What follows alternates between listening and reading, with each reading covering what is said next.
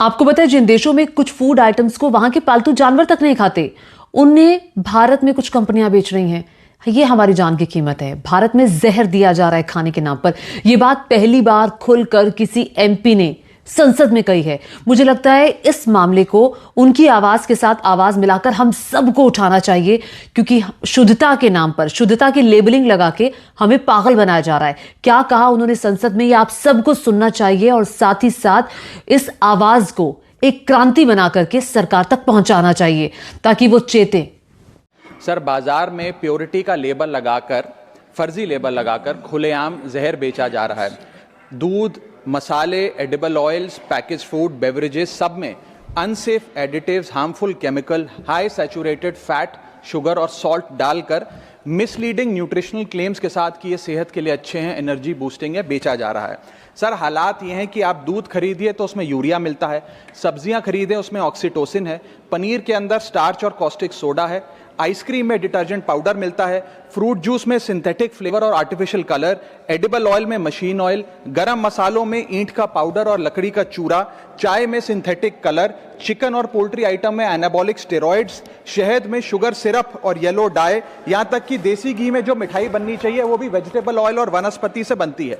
Sir, आप सोचिए कि जब एक माँ अपने बच्चे को दूध का ग्लास देती है सोचकर कि इसमें कैल्शियम है, प्रोटीन है, मेरा बच्चा तंदुरुस्त बनेगा, उसे इस बात का अंदाजा भी नहीं है कि वे एक यूरिया और डिटर्जेंट का डेंजरस मिक्स अपने बच्चे को पिला रही है। सर, एक रिसर्च बताती है कि मिल्क के सैंपल्स में 71% सैंपल्स में यूरिया और 64% सैंपल्स में न्यूट्रलाइजर जैसे सोडियम बायोकार्बोनेट पाए गए।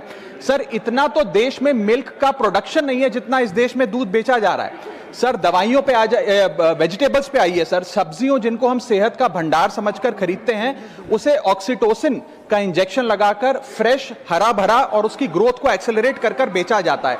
ऑक्सीटोसिन सर वो हार्मफुल केमिकल है जिससे dizziness, headache, heart failure, infertility और कैंसर जैसी बीमारियां होती हैं।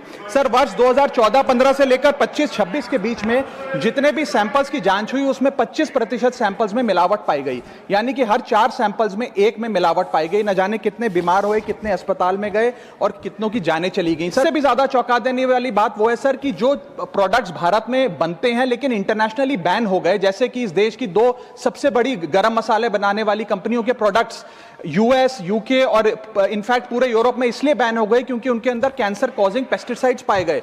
वो मसाले भी आज भारत में बेचे जाते हैं और धड़ाधड़ खरीदे जाते हैं। हम we are forced to consume those products. Sir, हालात यह है कि और देशों के अंदर जिन फूड आइटम्स को पालतू जानवरों को भी नहीं खिलाया जाता, वो हमारे देश में धड़ाधड़ ये कंपनियां बेच रही हैं।